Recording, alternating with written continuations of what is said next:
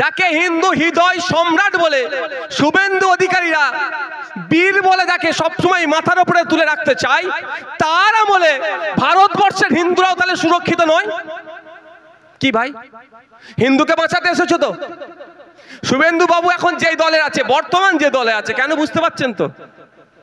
শুভেন্দু বাবু বর্তমান যে দলে আছে সেই দল বলছে হিন্দুকে বাঁচাতে এসেছি। ভালো কথা, আমি না বাঁচলে আমার দাদা বাঁচবে, অন্তত বাঁচুক, আমরা চাই কেউ আমার প্রতিবেশী বাঁচুক, কিন্তু বাঁচাতে পারছে কি? বরঞ্চ এ নিজেকে হিন্দু হৃদয় সম্রাট বলে প্রতিষ্ঠা যিনি করতে চাইছেন বা যার দল করতে চাইছে, তার আমলে বেছে বেছে হিন্দুকে খুন করলো। এরা জবাব তো দেওয়া দূরের কথা, মাইকলে শুধু হই হই করছে। বরঞ্চ আপনার বাড়ির ছেলে, আমার বাড়ির ছেলে, বাংলার ছেলে ঝন্টু আলী মল্লিক এই কেন আমার দেশের নাগরিককে, কেন আমার দেশের হিন্দু ভাইকে পাকিস্তান থেকে নাকি জঙ্গি এসে খুন করবে, এর বদলা নেওয়ার জন্য চুপ করে বসেছিল না। আমার হিন্দু ভাইকে কেন খুন করেছে জবাব দেওয়ার জন্য মাঠে নেমে জঙ্গিদের বিরুদ্ধে লড়াই করে জীবনটা দিয়ে দিল। যেটা শুভেন্দু অধিকারী এখানে চিৎকার করছে বর্ডারের দিকে ভয় যেতে চাইছে না, কিন্তু ঝন্টু আলী মল্লিক ভেবেছে একবারও? ঝন্টু আলী মল্লিক কি বলেছে, কেন লড়াই করেছে? যে ও এসে আমার দেশের নাগরিককে খুন করলো, আমি চুপ করে বসে থাকবো? জবাব দিতে গিয়েছিল, কিন্তু সে শহীদ হয়েছে দেশের জন্য। কিন্তু কোনো বিজেপির নেতায় কাজ করেনি, মাথায় রাখবেন। করেছে কে? দেশের আর্মি করেছে। কে লড়াই করেছে? কে কদিন আগে দেখলেন না 22-24 বছরের একটি আমাদের আর্মি, ওর নামটা কি, নায়ক মুরারি মনে হচ্ছে সবসময়, মুরারি নায়ক এই নামটা, আমি দুঃখিত, টাইটেলটা মনে আছে, নায়ক, 26 বছর বয়স, আমাদের থেকে ছোট। কেন জীবনটা দিয়েছে? লড়াইটা কাদের বিরুদ্ধে? আর কেন লড়াই? কেন লড়াইটা? আমরা যাতে নিরাপদে থাকি সেই লড়াই।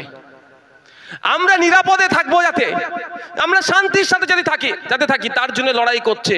আর কিছু রাজনৈতিক কারবারিরা তাদের আত্মবলিদান, আত্মত্যাগকে রাজনৈতিক ফায়দা নেওয়ার চেষ্টা করছে। তাই সময় এসেছে ঐক্যবদ্ধ হতে হবে, ঐক্যবদ্ধ হয়ে লড়াই করতে হবে। যারা আমাদের সেনাদের আত্মত্যাগ, আত্মবলিদানকে নিয়ে রাজনীতিকরণ করতে চাইবে, তাদেরকে আমরা গণতান্ত্রিক প্রক্রিয়াতে ক্ষমতাচ্যুত করব। তার পরিবর্তে আমরা যারা আমাদের সেনাদের যে সমস্ত গ্যাপগুলো আছে, 2019 সাল থেকে আর্মিতে কোনো রিক্রুটমেন্ট নাই, আর্মি শূন্য পদ হয়ে যাচ্ছে, আর্মির পোশাক নিয়ে, আর্মির খাবার নিয়ে অনেক গোলযোগ আছে, অনেক অভিযোগ থাকার পরেও মোদী সরকার ঠিকঠাক পূরণ করছে না। তাহলে আমাদেরকে ওর জায়গায় কাকে আনতে হবে? সত্যি যদি আমরা সাচ্চা দেশপ্রেমিক হই, আমরা আমাদের আর্মিদের জন্য সবসময় থাকবো তো নাকি? এ কারা থাকবেন বলুন? থাকতে হবে যে আর্মি, যে বিএসএফ, যে জওয়ানদের জন্য আমরা শান্তিতে ঘুমাচ্ছি। পাকিস্তান থেকে শুনছিলাম যখন, যদিও মিডিয়ার মাধ্যমে, মিডিয়া কতটা সত্য খবর করেছে আর বলতে লাগবে না, আমি বিতর্কে যাচ্ছি না, তারপরও যে অ্যাটাকগুলো করছিল, আমরা তো এখানে টুইটে বসে, সোশ্যাল মিডিয়ায় বসে খুব লিখছিলাম, কিন্তু যারা ওই গোলার সামনে দাঁড়িয়ে ওই গোলাগুলোকে প্রতিহত করছিল, তারা কারা? আমাদের আর্মি। তারা তাই আর্মির ক্ষেত্রেও 2019 সালের পরে আর কোনো রিক্রুটমেন্ট হয়নি, শূন্য পদ বেড়ে গিয়েছে। সেই আর্মির শূন্য পদ পূরণের দাবিও আমরা এখান থেকে করছি। আজকে এই স্মরণ সভাতে আমরা স্মরণ করি তাদের, যে সমস্ত ভাইগুলোকে নির্বিচারে, নিরস্ত্র ভাইগুলোকে যাদেরকে খুন করেছে, তাদের পরিবারের প্রতি সমবেদনা, এবং সাথে সাথে একটাও না ওই বর্বররা ছাড় পায়, তার জন্য আমরা কেন্দ্র সরকারকে বারবার বলে আসছি, আজকে এখান থেকে বলবো। আজকে বন্ধুগণ, আপনারা জানেন আরো দুটো বিষয় আছে, তার মধ্যে একটা অন্যতম বিষয় হচ্ছে 26,000 চাকরি বাতিল। আপনারা 26,000 চাকরি বাতিল নিয়ে অনেক গল্প শুনেছেন। এখন লেটেস্ট যেটা হচ্ছে, সুপ্রিম কোর্টে সুপ্রিম কোর্ট যে অর্ডার দিয়েছে, রিভিউর জন্য পিটিশন জমা করেছে। কিন্তু আমি একটা কথা বলি, সুপ্রিম কোর্টে যদি ইতিহাস দেখা যায়, যদিও দীর্ঘদিনের ইতিহাস যদি দেখা যায়, দেখলে দেখা যাবে রিভিউ কতটাও সার্থক হয়নি, খুব কম রিভিউকে অ্যাকসেপ্ট করেছে। এটা মাথায় রাখবেন, মানে যে জাজমেন্ট হয়ে গেছে তার বাইরে যাবে বলে আমার বিশ্বাস হচ্ছে না। এই না, যেতেও পারে, কিন্তু তথ্য দেখলে দেখা যাবে খুব কম বাইরে গিয়েছে। তো কেন 26,000 বাতিল হয়েছে? যদি আমি ছোট্ট সহজ কথাই বলি, দুধ আর পানিকে এক করে দিয়েছিল, দুধ আর পানি এক করে দিয়েছিল, দিয়ে চালিয়ে দেওয়ার চেষ্টা করেছিল। বলে দুধে পানি মেশাই, আর এই তৃণমূলের আমলে পানিতে দুধ মিশাচ্ছে। বুঝতে পারছেন তো? ফলে সবটাই বাতিল হয়েছে। যারা যোগ্য, মেধার ভিত্তিতে, যোগ্যতার ভিত্তিতে যারা চাকরি পেল তারাও আজকে বাতিল হয়েছে। আমরা এর বিরুদ্ধে নিন্দা প্রতিবাদ জানাচ্ছি।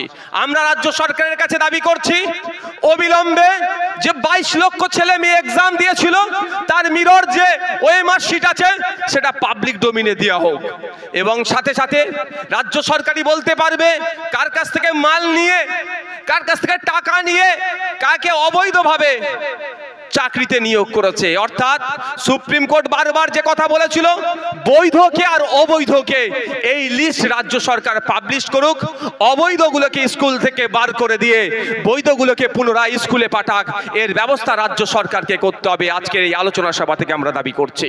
সহমত তো নাকি ভাই? কারণ আপনার আমার বাড়ির ছেলে যে মেধার ভিত্তিতে চাকরি পেল, আর বড় লোকের দামাল ছেলে পড়ালেখা ঠিকঠাক করেনি, 15 লাখ টাকা ঘুষ দিয়ে চাকরি পেয়ে গেল, দুজন কি এক? কিন্তু যে মেধার ভিত্তিতে চাকরি পেয়েছে তার চাকরিটাও আজকে বাতিল হয়েছে। এর দায়ভার তো সম্পূর্ণ রাজ্য সরকারকে নিতে হবে। কারণ কোর্ট বারবার বলছিল যে আমাকে বলা দেওয়া হোক, জানানো হোক কে 2 নম্বরি করে চাকরি পেয়েছে আর কে বৈধভাবে চাকরি পেয়েছে। সিবিআই যে তথ্য নিয়েছে সেই তথ্য অনুযায়ী প্রায় 8,500 মতো মানুষ অবৈধভাবে চাকরি করছে। রাজ্য সরকার যে তথ্য দিয়েছে ওই 4,500 মতো, এসএসসি যে তথ্য দিয়েছে ওই 6,500 মতো, আর পর্ষদ যে তথ্য দিয়েছে 5,500 মতো, মানে ঘেটে ঘ করে দিয়েছে। কিন্তু এসএসসি, পর্ষদ, রাজ্য সরকার সবটাই কিন্তু রাজ্য সরকারের আন্ডারে থাকে। তাহলে 3 জন মিলে বসে একটা সঠিক তথ্য দিতে পারতো তো, যে এই তথ্যটা আমরা ফাইনাল দিচ্ছি যে 26,000-এর মধ্যে 8,000, 10,000, 5,000 যাই হোক না কেন এরা অবৈধভাবে চাকরি করেছে, এদের বাদ দিয়ে দিলাম, বাকি যারা বৈধ তাদেরকে স্কুলে রাখুন। তাহলে সমস্যা হতো কি? কেন করেনি? এর মধ্যে কারণ আছে। আপনার এই বাদুড়িয়ায় কি চাকরি বিক্রি হয়নি? কি মনে হয় আপনার? বাদুড়িয়াতে চাকরি বিক্রি হয়েছে। কেমন করে হয়েছে? কন্ট্রাক্ট করেছে, তুই চাকরি 15 লাখ টাকা দিলে চাকরি হবে, 15 লাখ টাকা দিয়েছে। যে টাকা তুলেছে সে কি 15 লাখ টাকা আত্মসাৎ করেছে? সে করেনি, সে 1 লাখ ম্যাক্সিমাম। বাকি 14 লাখ কোথায় গেছে? এই ঘাট ও ঘাট করতে করতে কোনো একটা ঘাটে গেছে। সে ঘাট থেকে টাকা কি আর বান্ধবীর ফ্ল্যাটে রাখবে? ইউক্রেনে চলে গিয়েছে। সে টাকা রাশিয়াতেও ব্যবসা হচ্ছে, সেটা জাপানে আছে ব্যবসা চলছে, জার্মানিতে ব্যবসা চলছে, সে টাকা দুবাইয়ে ব্যবসা হচ্ছে। আমি সেটাও বলে দিচ্ছি, প্রায় 8,000 কোটি টাকার ব্যবসা দুবাইয়ে চলছে। কে চালাচ্ছে সে তাকে একটু বার্তা দিয়ে রাখি, আপনি কার হাত দিয়ে চালাচ্ছেন সেটাও আমি নওশাদ সিদ্দিকী তথ্য খুঁজছে, ধরুন সময়ে তার নামটাও বলে দেবো, দুবাইয়ের কোন শায়েক চালাচ্ছে এটা, সেটাও আমি তদন্তে আছি, চেষ্টা করছি। কারণ দুবাই তো এখান থেকে অনেক দূরে, ছোটখাটো মানুষ ওখানে পৌঁছাতে পারছি না, তবে কিছু পৌঁছে গেছি, পা গলিয়ে দিয়েছি বার করার, বাকিটা শরীরটা ঢুকালেই বেরিয়ে আসবে কে আছে। তো 8,500 কোটি টাকা, এটা মাথায় রাখবেন। তো চলে গিয়েছে। এবার ধরুন আপনার এই চাকরি বাতিল হলো, যারা অবৈধ তারা তো স্কুল থেকে ছাঁটাই হবে। তারা এসে প্রথম কাকে ধরবে? আপনার এলাকায় যার হাতে 15 লাখ টাকাতে চাকরি পেয়েছিল, বলবে তুই আমার চাকরি দিতে পারিস নি, বাতিল হয়েছে, টাকা ফেরত দে। সে ক টাকা ফেরত দিতে পারবে? 1 লাখ নিয়েছে নিজের জন্য, এদিক সেদিক ফেরত দিতে পারবে, আর বাকি 14 লাখ দিতে পারবে? তাহলে যদি না ফেরত দিতে পারে পিঠের চামড়া তার থাকবে? চামড়া থাকবে না। সে তখন বলবে কি পরের ঘাট কাকে দিয়েছে? পরের ঘাটে জেলার একটা তৃণমূলের নেতা নাম বেরিয়ে পড়তে পারে, তার কাছে পাবলিক ছুটবে, একে ধরে নিয়ে যাবে, বা সিবিআই তাকে তুলতে পারে। এইরকম করতে করতে বড় নেতার কাছেও চলে যাবে। ওটা না হয় সেই জন্য বলছে আমি কেন ডুববো, সবাইকে নিয়ে ডুববো। যারা ভালো বৈধ তাদেরকেও আজকে সৌন্দর্যকে আমাদেরকে দেখাচ্ছে। আমার অনুরোধ আপনাদের কাছে, যারা বৈধ পন্থা অবলম্বন করে চাকরি পেয়েছে তাদেরকে আপনার সৌন্দর্যকে দেখবেন না, ডিসমোটিভেট করবেন না, মোটিভেট করবেন তাদেরকে বলবেন তোমরা লড়াই করে যাও, তোমাদের সাথে আমরা আছি, তোমরা যোগ্যতার ভিত্তিতে চাকরি করেছো, পেয়েছিলে, তোমাদের সাথে আমরা আছি, যতক্ষণ না রাজ্য সরকার তোমাদের চাকরি ফিরিয়ে দিচ্ছে আমরা তোমাদের সাথে থাকবো। এটা মাথায় রাখবেন। সমাজ তৈরি করা তারাই কারিগর। কিন্তু এটা কেন আজ দেখলেন, কদিন আগে দেখলাম group D group C K 20,000 আর 25,000 টাকা দিয়ে বলছে কি তোমরা কাজ চালিয়ে যাও, ওইসব ব্যাপার আছে। কেন বলুন তো, কেন? আচ্ছা বলুন, যে বৈধ পন্থা অবলম্বন করে গ্রুপ ডি গ্রুপ সিতে গিয়েছে সে কেন 20-25,000 টাকা মাইনে চাকরি করবে? তার তো প্রায় 35-40,000 টাকা মাইনে, তাই না? সে তার সাথে ইনজাস্টিস হচ্ছে। আর যে অবৈধ পন্থা অবলম্বন করে চাকরি পেল, সুপ্রিম কোর্ট যার চাকরিটাকে বাতিল বলে দিল, তাকে কেন 20-25,000 টাকা মাসে দেবো আপনার আমার ট্যাক্সের টাকাই ভাই? এই নিয়েও মামলা হচ্ছে শুনলাম। মানে শুধু ঘেটে ঘ করতে চাইছে, আর কিছু নয়। এই পর্যন্ত চুরি করে ফেলেছে, দুর্নীতি করে ফেলেছে। দুর্নীতির হাত থেকে কিভাবে বাঁচবো সেই জন্য এইগুলো করার চেষ্টা করছে। তাই আমাদের এখান থেকে একদম স্পষ্ট বার্তা রাজ্য সরকারকে, অবিলম্বে ওএমআর শিট পাবলিক করা হোক এবং তাকে কারা কারা অবৈধ পন্থা অবলম্বন করে চাকরি পেয়েছে তাদেরকে ছাঁটাই করে আমাদের রাজ্যের যে সমস্ত ছেলে মেয়েগুলো মেধার ভিত্তিতে চাকরি পেয়েছিলেন তাদেরকে পুনরায় স্কুলে পৌঁছানো হোক। এই দাবি আমরা এই আলোচনা সভা থেকে তুলছি। আপনারা সহমত তো ভাই? তৃতীয় যেটা আছে বিষয়বস্তু আজকে, সেটা হচ্ছে আমাদের যে কেন্দ্র সরকার শুধু সংখ্যার জোর দেখিয়ে, শুধুমাত্র সংখ্যার জোর দেখিয়ে পার্লামেন্টে বিরোধী এমপিদের নিয়ে আসা যুক্তি তর্ককে গ্রাহ্য না করে কিছু পুঁজিপতিদের হাতে, কিছু জমি মাফিয়াদের হাতে, কিছু জমি ব্যবসায়ীদের নজর পড়েছে ওয়াকফ সম্পত্তির উপরে, সেটাকে বরকরার মানে নজর যে পড়েছে সেটাকে কেড়ে নেওয়ার জন্য একটা বিল পাস করিয়েছে, একটা অ্যামেন্ডমেন্ট সংশোধনীর মাধ্যমে একটা আইন তৈরি করেছে, ওয়াকফ অ্যামেন্ডমেন্ট অ্যাক্ট 2025 সালে। এই বিলের আমরা প্রত্যাহার করতে বলছি, এই বিলের আমরা বিরোধিতা করছি।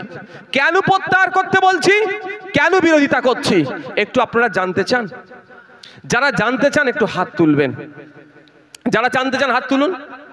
তো আপনারা জানতে চান তো ভাই? হাত নামাবেন না, একটু শুনে রাখুন। এটা জানতে হবে আপনাদের কেন আমরা এই বিলের বিরোধিতা করছি। কেন্দ্র সরকার বারবার বলছে তার কিছু লোককে দিয়ে এই বিলে নাকি মুসলিম মহিলাদের উপকার হবে, এই বিলের মাধ্যমে নাকি মুসলিম পরিবারের বিধবা মহিলাদের উপকার হবে, এই বিলের মাধ্যমে নাকি মুসলিম গরিবের উপকার হবে, এই বিলের মাধ্যমে নাকি মুসলিম বাচ্চার যারা ছেলে আছে তাদের উপকার হবে। যখন মোদি এ কথাটা বললো, বিজেপি যখন শুরু করেছিল, তখন আমার সন্দেহ হয়েছিল মোদি মুসলমানের ভালো করবে, মোদি গরিব হিন্দুর ভালো করে নে, ও আবার মুসলমানের ভালো করবে। মোদি কোনো হিন্দুর ভালো করেনি, আমি আপনাকে বলছি, গরিব হিন্দুর ভালো করেনি। মোদি কার ভালো করছে? কাদের বলুন? শিল্পপতিদের। আর মমতা ব্যানার্জিও গরিব মুসলমানের ভালো করেনি, মমতা ব্যানার্জি তার দলের লাঠিয়াল মুসলমানদের ভালো করছে। কমন মুসলিম যারা আছে গরিব তাদের ভালো করেনি। লাঠিয়াল যারা মারপিট করতে পারবে, যারা বোম বাঁধবে, যারা অশিক্ষিত, যারা সমাজে নোংরামি করবে, যারা বুথ দখল করবে, যারা হিংসা ছড়াবে, এই মুসলমানদের ভালো মমতা ব্যানার্জি করছে। আর কেন্দ্রের বিজেপি সরকার কোনো হিন্দু মুসলমান নয়, শিল্পপতি যারা আছেন, ওনার বন্ধু লোক যারা আছে তাদের ভালো করছে। যখন বলল মোদি ভালো করবে মুসলমানদের, আমি বললাম একটু আইনটা তো একটু পড়তে হবে। তখন বিল ছিল, একটু পড়াশোনা করলাম, করে দেখছি তো ভয়ঙ্করভাবে উপকার করতে চাইছে মোদি। আমার যেটা সন্দেহ হয়েছিল সেটাই বাস্তবে হয়েছে। যাক, সেই বিষয়ে আমি গুটি কয়েক কথা বলবো, কেন আমরা এর বিরোধিতা করছি। সর্বপ্রথম বলি, সারা ভারতবর্ষে 32টা ওয়াকফ বোর্ড আছে। কটা? 32টি ওয়াকফ বোর্ড আছে। এই বোর্ডগুলোর মাধ্যমে কাজ কি? সেই রাজ্যের, সেই এলাকার ওয়াকফ সম্পত্তি যেগুলো আছে দেখভাল করা। এই ওয়াকফ সম্পত্তি দেখভাল করার জন্য ডাইরেক্ট ম্যানেজমেন্ট যেগুলো নাই, যেগুলো মোতওয়াল্লি দিয়ে আছে, তার থেকে 7% ইয়ারলি যে রেভিনিউ আসবে তার 7% ওয়াকফ বোর্ডে আসবে। ওই 7% এসে কি হবে? জমা হবে। ওই জমা হওয়া 7% গুলোকে নিয়ে এক জায়গায় করে মুসলিম মহিলাদের বিবাহের জন্য খরচ করবে। আমার মনে হয় লাস্ট 15 বছর আমাদের পশ্চিমবাংলার ওয়াকফ বোর্ডের মহিলাদের জন্য 1 টাকাও খরচ করেনি। এটা এদের দোষ। তা বলে ওয়াকফ বোর্ডটাকেই তুলে দেবো কি ভাই? হতে পারে? ওয়াকফ বোর্ডের ক্ষমতা কেড়ে নেবো, এটা হতে পারে? আজকে যারা চালাচ্ছে তারা চোর ডাকাত, তাই জন্য দেয়নি। কালকে বিশ্বজিৎ দা, নওশাদ সিদ্দিকীরা ক্ষমতায় আসবে, এই সঞ্জীব বাবুরা ক্ষমতায় আসবে, তখন যেটা প্রাপ্য তাদের বুঝিয়ে দেবে। তা বলে আপনি বোর্ডই তুলে দেবেন, বোর্ডের ক্ষমতাই তুলে দেবেন? 7% রেভিনিউ আসতো, সেই টাকা থেকে কি হবে? গরিব বাচ্চারা পড়াশোনার জন্য স্কলারশিপ দেওয়া হতো, সেই টাকা থেকে আনুষঙ্গিক সমাজ গঠনের জন্য সমাজ কল্যাণমূলক কাজ হতো। ওয়াকফ বোর্ডের এই 7%। মোদি এসে আপনার ভালো চাইছে, ভালো কথা। নতুন যে আইন করেছে সেই আইনে বলেছে 7%-এর পরিবর্তে 5% ওয়াকফ বোর্ডকে দিতে হবে। ভাই, ওয়াকফ বোর্ড দুর্বল হলো না শক্তিশালী হলো? 100 টাকায় 7 টাকা জমা হতো, এই 7 জমা হয়ে হয়ে হয়ে হয়ে যে টাকাটা থাকতো সেই টাকা নিয়ে কি হতো? স্কলারশিপ দিত বাচ্চাদের, মহিলাদের বিবাহের জন্য দিত, আরো আনুষঙ্গিক কাজ হতো।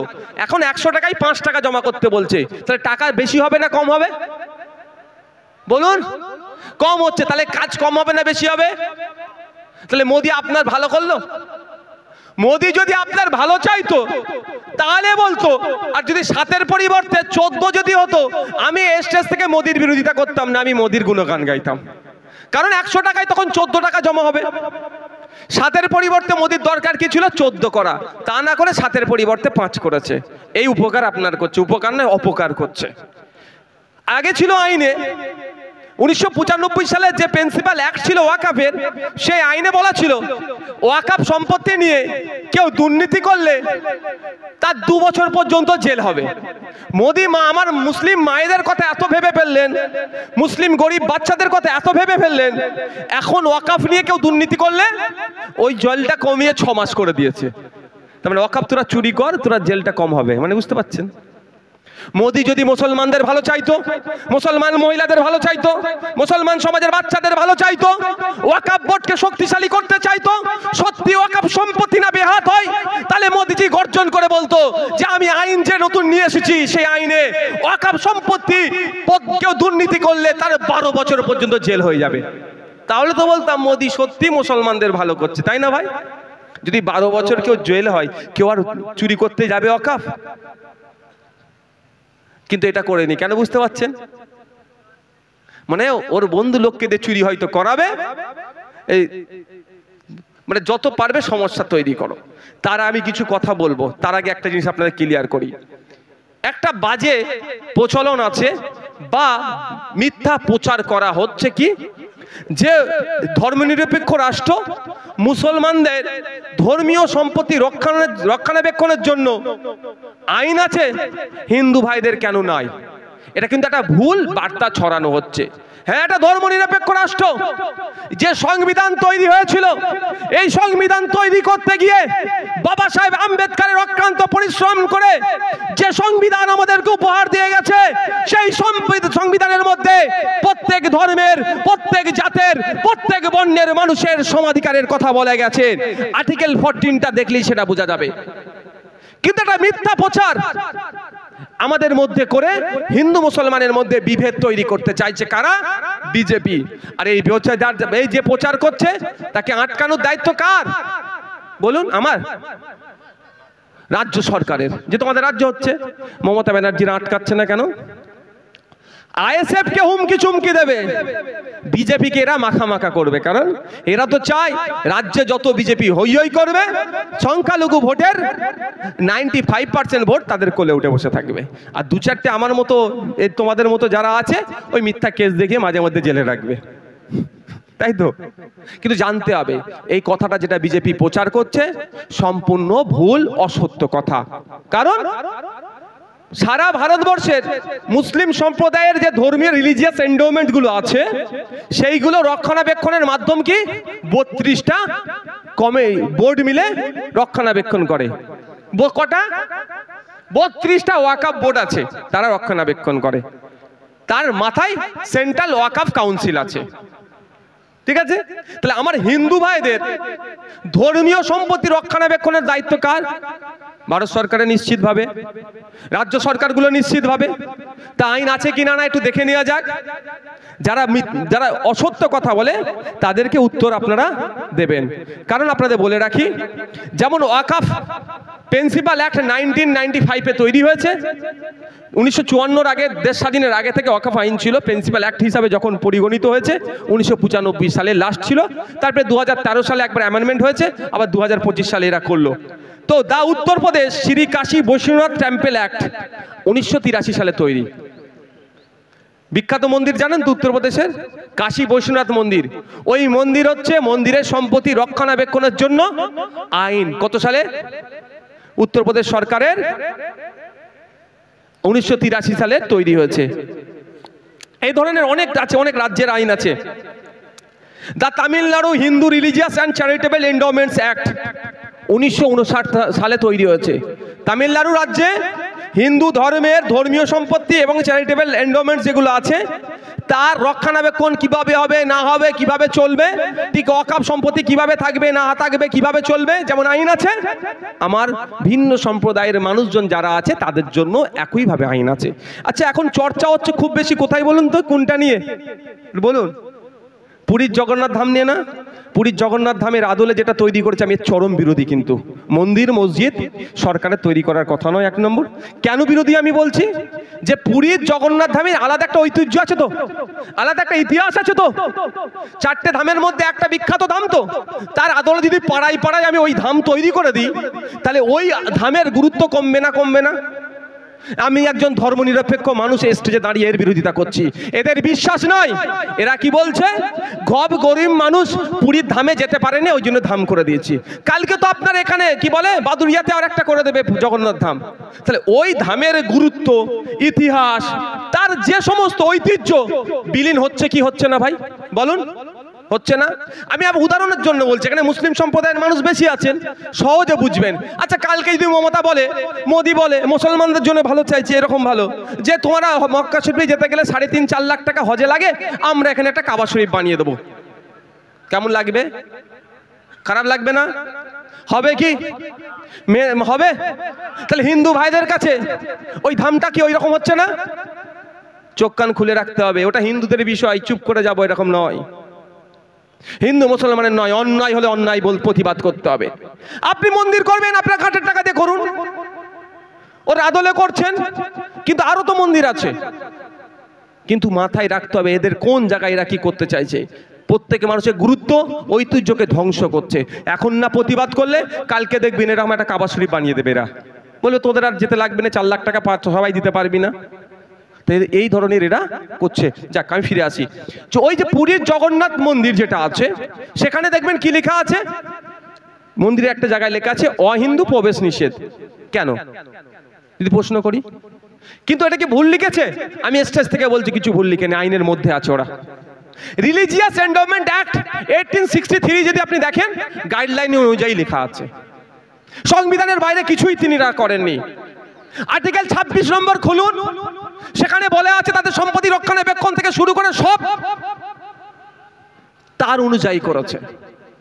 আমি ওইদিকে এখন যাচ্ছি না। তাহলে মুসলিমদের ধর্মীয় সম্পত্তি রক্ষণাবেক্ষণের জন্য যেমন আইন আছে, হিন্দু ভাইদের ধর্মীয় সম্পত্তি রক্ষণাবেক্ষণের জন্য আইন আছে তো নাকি ভাই? হ্যাঁ, কি শুনলেন এখন? তাহলে আজকের পর থেকে যে হিন্দু মুসলমানের মধ্যে বিজেপি বিভেদ লাগানোর চেষ্টা করছে, তার জবাব দেবেন তো ভাই?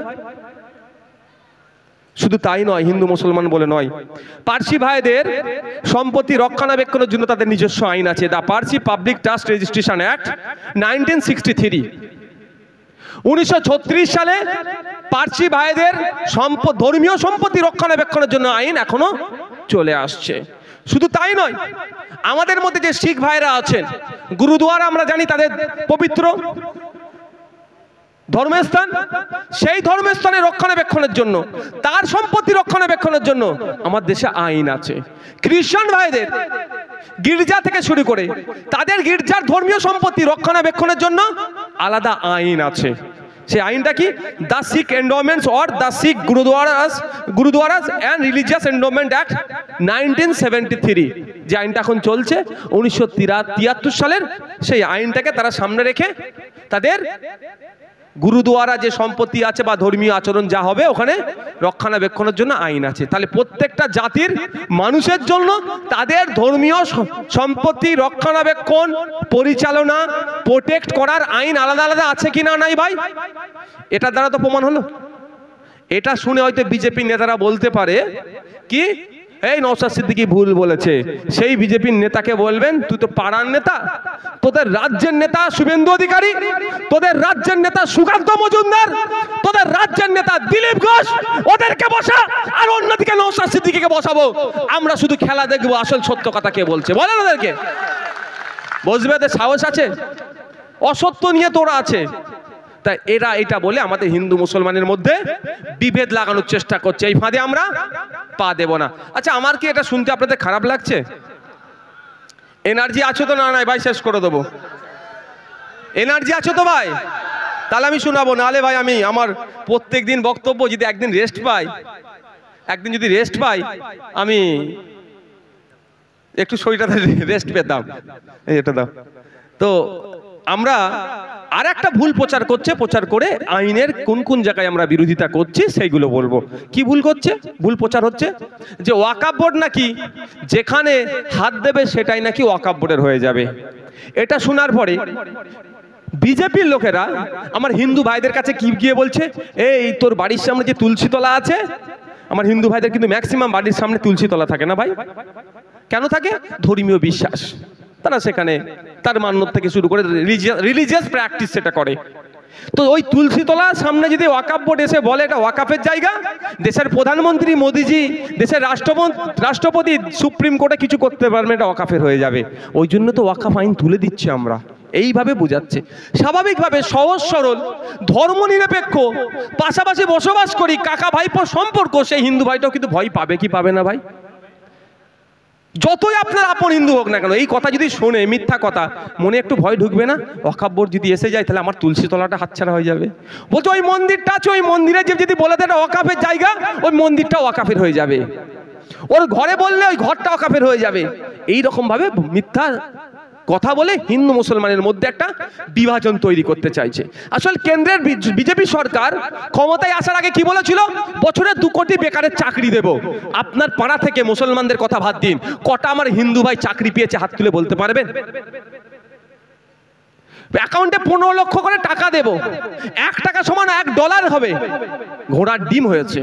15 লক্ষ টাকা তো দূরের কথা, 15 পয়সা পায়নি, বরঞ্চ আমাদের টাকা, দেশের টাকা চুরি করে বিদেশে বেশি চলে গিয়েছে।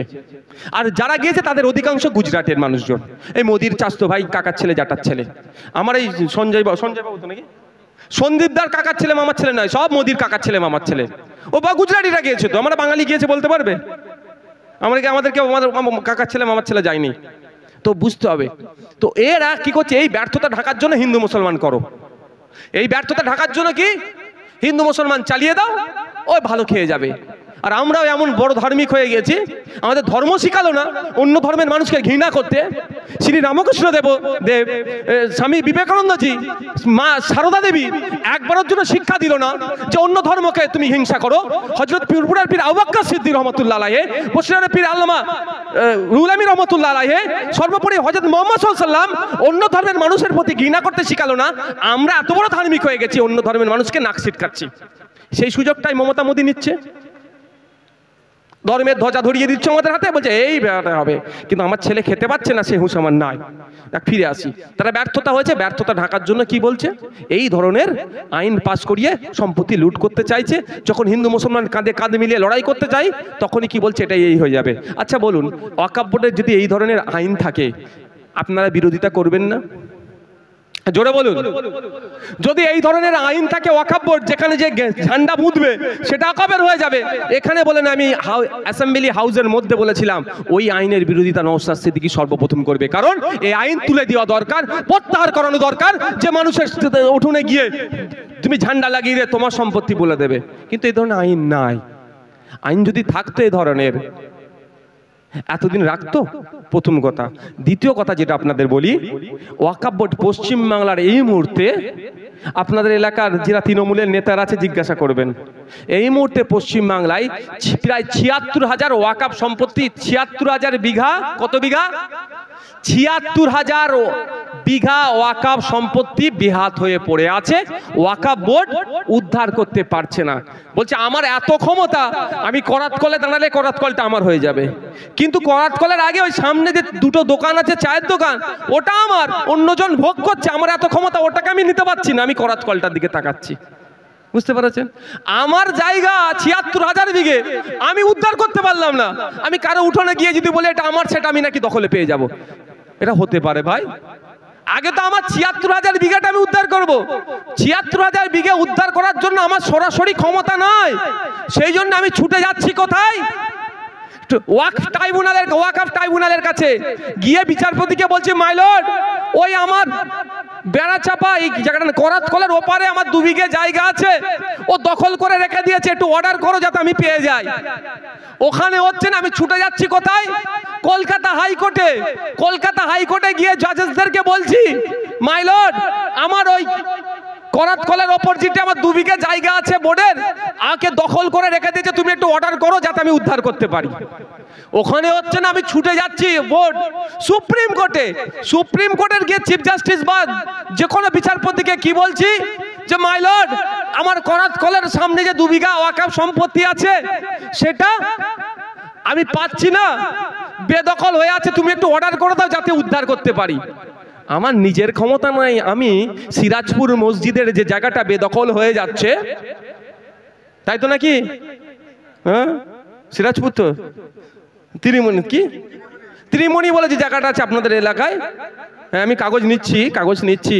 ও বিধানসভায় ছুঁড়ে মারবো মন্ত্রীদের দিকে, ছুঁড়ে মারবো মানে দেবো, ছুঁড়ে মারবো না, আমি মন্ত্রীদের দেবো। ওই দেখুন আপনাদের কারনামা, আপনারা আবার বলছেন বিজেপির আইনের বিরুদ্ধে, সেটা দেখাবো, আমার কাছে কাগজ চেয়েছি। তো ওটা এইখানে কথা বলছি আমি, এইখানে কত কাটা? 29 কাটা মতো নাকি 28 কাটা জায়গা ওয়াকফ বোর্ডের বেদখল হয়ে যাচ্ছে, এটা উদ্ধার করতে পারছে না, তার নিজের জায়গা, সে নাকি আবার ত্রিমণির কোনো হিন্দু ভাইয়ের জায়গা নিয়ে নেবে। এটা হতে পারে ভাই? এইটা বলে হিন্দু মুসলমানের মধ্যে বিভেদ লাগানোর চেষ্টা করছে। তা এটা আপনাদের মাথা থেকে সরাতে হবে। এর মাথা থেকে সরাতে পারবেন তো? আপনার পাশে আপনার প্রতিবেশী অন্য ভাইকে আপনার দায়িত্ব বোঝানোর, সত্য জিনিসটা প্রচার করার। আচ্ছা, এবার আসা যাক আমরা এই আইনের কেন বিরোধিতা করছি। এই আইন সংবিধানের 14, 15, 25, 26, 29, 300 ক, 300 এর ক এই ধরনের আর্টিকেলগুলোকে ভায়োলেট করছে। এবার এই কি আইনের মধ্যে আছে বলতে গেলে ভাই সময় স্বল্প, অনেক কিছু হয়ে যাবে।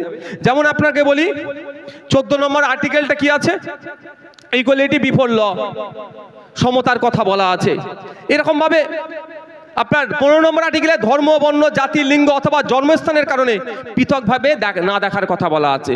কেন পৃথকভাবে দেখা হচ্ছে এখানে? এখানে আমি কিছু ব্যাখ্যাতে গেলে আপনারা পাবেন। 26 নম্বরে বলা আছে যে যাদের এই সম্পত্তি যারা আছে আপনার, এই ধর্মীয়, আচ্ছা, freedom to manage religious affairs, ধর্মীয় বিষয়সমূহ ব্যবস্থাপনা করার স্বাধীনতা, আর্টিকেল সংবিধানের 26 নম্বর আর্টিকেলে বলা আছে। তাহলে আপনার ধর্মীয় বিষয়বস্তু, আপনার মাদ্রাসা, আপনার মসজিদ, আপনার গির্জা, আপনার গুরুদুয়ারা, আপনার বৌদ্ধদের ধর্মস্থান, সেইগুলো রক্ষণাবেক্ষণের যে ধর্মীয় রিলিজিয়াস যেগুলো আছে, সেইগুলোর পাওয়ার কোথায়? আর্টিকেল 26-এ দেওয়া আছে, আরো বিস্তারিত আছে। এইগুলো আমি এখন ভাই সময় নাই বলার, মেন পয়েন্টে আমি আসি যে আমরা বিরোধিতা করছি কেন। 2টো পয়েন্ট বললাম। এইবার বিরোধিতা করার কারণ হচ্ছে ইন্ডিয়ান লিমিটেশন অ্যাক্ট 1963 আইনে বলা আছে এই যে এইটা কার নিজস্ব, কারো সম্পত্তি, কারো সম্পত্তি, তো এই সম্পত্তির ধারে যদি কেউ 12 বছর ধরে একটা কুঁড়ে ঘর হোক যাই হোক করে বসে যায় না, কিন্তু মালিক ওকে তুলতে পারবে না, আর সাব জুডিস ম্যাটার হয়ে যাবে, কোর্ট কিন্তু ওর পক্ষে রায় দিয়ে দেবে, ওকে সত্তার মালিক বানিয়ে দেবে। এটা কিসের ভিত্তিতে? ইন্ডিয়ান এভিডেন্স অ্যাক্ট 1963-এর কিছু প্রভিশন আছে, সেটার ভিত্তিতে। কিন্তু এই 2025 সালে ওয়াকফ সংশোধনী আইনের হওয়ার আগে পর্যন্ত ওয়াকফ সম্পত্তিতে 12 বছর কেন 22 বছর কেউ বসে থাকলে সেটা তুলতে পারতো না, সেটা সত্তার মালিক হতে পারতো না। ক্লেম করলো, কোর্ট ওর পক্ষে কথা বলবে না, এই আইন ছিল। কিন্তু মোদি উপকার করলো আপনার না অপকার করলো ভাই বলুন?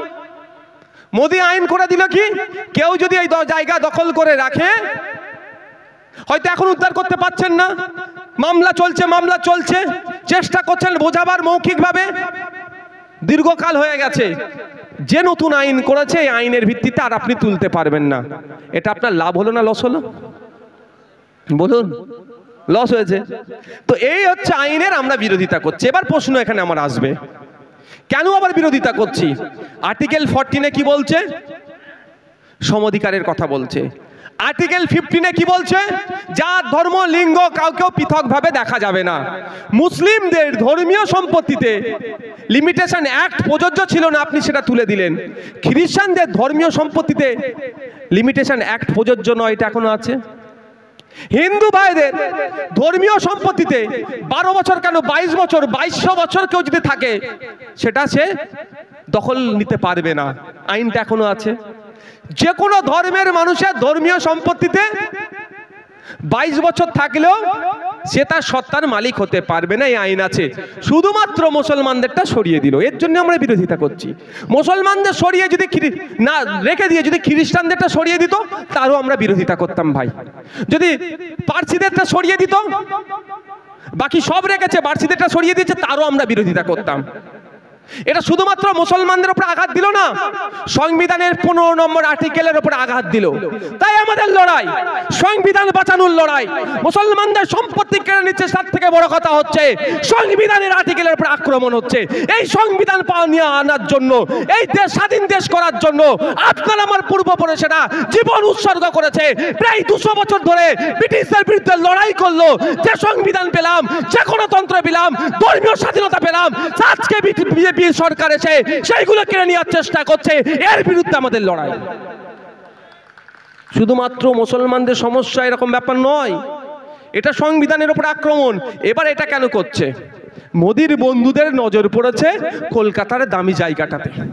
কলকাতার যে ফাঁকা দামি জায়গাগুলো আছে তার 5টার মধ্যে 3টে হচ্ছে ওয়াকফ সম্পত্তি। মোদির বন্ধুর নজর পড়েছে দিল্লির দামি জায়গাগুলো, ফাঁকা জায়গাগুলোতে। দিল্লির যে ফাঁকা দামি জায়গাগুলো আছে বা কবরস্থানগুলো আছে, তার যেগুলো দামি জায়গার মধ্যে কিছু কবরস্থান আছে, আর কিছু কবরস্থান ছাড়াও দামি জায়গা 5টা থাকলে 2টো হচ্ছে ওয়াকফের। গুজরাট, সারা ভারতবর্ষের যে কটা বড় বড় শহর আছে সেই বড় বড় শহরের কবরস্থান আছে, তাই না? আর কবরস্থান দেখবেন ওয়াকফ সম্পত্তি, ওইগুলোতে এরা ফাঁকা জায়গা দেখতে পাচ্ছে, ওদের নজরে পড়েছে। কাদের? মোদির বন্ধুর নজরে পড়েছে। তাই বন্ধুকে গিফট করতে হবে, বন্ধুকে তুলে দেওয়ার জন্য আপনার আমার পাড়াতে হিন্দু মুসলমান লাগিয়ে দিয়ে, লড়াই বাঁধিয়ে দিয়ে এমন আইন তৈরি করবে, বলবে দেখ মুসলমানদেরকে জব্দ করে দিচ্ছি। কিন্তু জব্দ করার পরে এই সম্পত্তিটা কি আমার হিন্দু ভাইকে দেবে নাকি? গরিব হিন্দুকেও দেবে না। কাকে দেবে? মোদির বন্ধুকে দেবে। জমি হাঙ্গরদের নজরে পড়েছে। কালকে ওদের নজরে যদি পড়ে গির্জার সম্পত্তি, এই আইন এরকম পরিবর্তন করবে। কালকে ওদের নজরে যদি পড়ে বৌদ্ধদের সম্পত্তি, এই নজরে পড়বে। কালকে ওদের নজরে যদি গুরুদুয়ারের সম্পত্তি পড়ে, এই রকম ভাবে তারা আইন বদলে দেবে। তা আইন না আগামী দিনে বদলাতে পারে এবং এই আইন যাতে প্রত্যাহার করে, তার লড়াই আমরা করছি। তাহলে লিমিটেশন অ্যাক্ট অন্য অন্য ধর্মীয় সম্পত্তির ক্ষেত্রে প্রযোজ্য নয়, মুসলিমদের ধর্মীয় সম্পত্তি ওয়াকফের ক্ষেত্রে প্রযোজ্য। এর বিরোধিতা আমরা করছি। আমরা কেন বিরোধিতা করছি? দেখুন, আমরা কটা বাজে গো? আমরা আপনার আচ্ছা, এটা বলার পরে আপনাদের এলাকায় যে ওয়াকফ সম্পত্তি চুরি হয়েছে সেটা বলে ছেড়ে দেবো, অসুবিধা নেই তো? রাগ হবে না তো? তৃণমূল বন্ধুদের বলবে এতক্ষণ সব ঠিক ছিল, আবার এইসব বলার দরকার কি ছিল? কেন দিল্লিতে গিয়ে আন্দোলনের কথা বলছে বুঝতে পেরেছেন? হ্যাঁ, দিল্লিতে গিয়ে আন্দোলনের কথা কেন বলছে? দিল্লিতে গিয়ে আন্দোলনের কথা এই জন্যই বলছি, আমাদের রাজ্যে যেগুলো আছে সেগুলো আর যাতে নাকি নড়াচড়া করে। এই আন্দোলন আমরা করছি, মাঠে ময়দানে আন্দোলন করব শান্তিপূর্ণভাবে, গণতান্ত্রিক প্রক্রিয়াতে। আইনি লড়াই। আগামীকাল সুপ্রিম কোর্টে মামলা আছে। সুপ্রিম কোর্টে মামলা আছে, কার বেঞ্চে হবে? আপনার chief justice of supreme court, নতুন একদিনই এসেছেন, একদম গাভাই, বি আর গাভাই, বড় ওনার নাম। তো ওই স্যারের এতে হবে। আগামীকাল মামলা আছে, আমারও মামলা আছে, ভারতবর্ষ থেকে অনেকে মামলা করেছে, আপনারা নজর রাখবেন। তো আইনি লড়াই চলবে, মাঠে ময়দানে লড়াই চলবে। তো এইখান থেকে দিল্লিতে যে কেন বলতে হচ্ছে, কারণ হচ্ছে এই আপনাদের বলি, বুঝতে পারবেন কেন বলছে ওরা। বলার কারণটাই হচ্ছে এটা যে আমাদের, আমি একটু যদি তথ্য দিয়ে এটা ধরে একটু পড়ে নেবো। আপনার কোথায় গেল রে সব কাগজ ফাগজ গুলিয়ে একাকার হয়ে যাচ্ছে। ও, এখানে বলার কারণ হচ্ছে কি জানেন?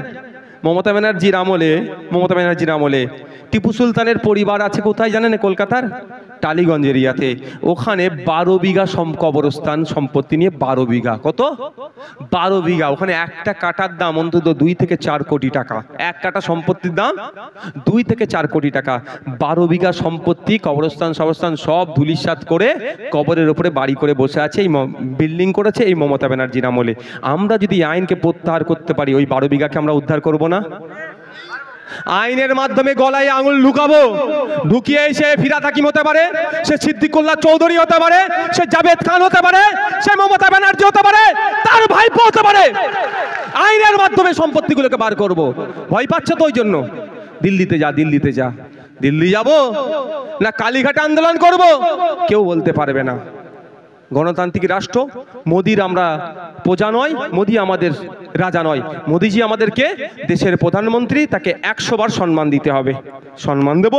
মমতাকে, মমতা ব্যানার্জি আমাদের রাজ্যের মুখ্যমন্ত্রী, তাকে আমরা 100 বার সম্মান দিতে হলে দেব, তাতে কোনো আমার অসুবিধা নাই। কিন্তু মোদি মমতা যদি বলে, ডাইরেকশন দিয়ে দেয় কে কি খাবে, কে কি পড়বে, কে কোথায় আন্দোলন করবে, ও নওশাদ সিদ্দিকী মানবে না, যে ইচ্ছা মানো। কারণ আমার হাতে সংবিধান আছে, আমার সংবিধান আমাকে প্রোটেস্টের, প্রতিবাদের, আন্দোলনের পূর্ণ স্বাধীনতা দিয়েছে। সুতরাং সংবিধান আমাকে যে স্বাধীনতা দিয়েছে, কোনো মন্ত্রী আমার এই স্বাধীনতা কেড়ে নিতে পারবে না। তা তার জন্য আমার লড়াই চলবে। তাতে আমি বারবার বলি, আমি প্রত্যেকটা জায়গায় প্রোগ্রাম করছি, তো আটকাবে কোর্টে যাব, কোর্ট থেকে পারমিশন নিয়ে আসবো, নিয়ে এসে প্রোগ্রাম করব। মারামারি হানাহানিতে কেউ যাবো না। যাক, যেটা বলছিলাম, তো কেন এখানে বলছে বুঝতে পেরেছেন, দিল্লি গিয়ে কবরস্থানের ওপরে। কলকাতাতে ওয়াকাফ সম্পত্তির ওপরে মদের দোকান, এ দেখুন 2019 সালে এটা পাবলিশ হয়েছিল।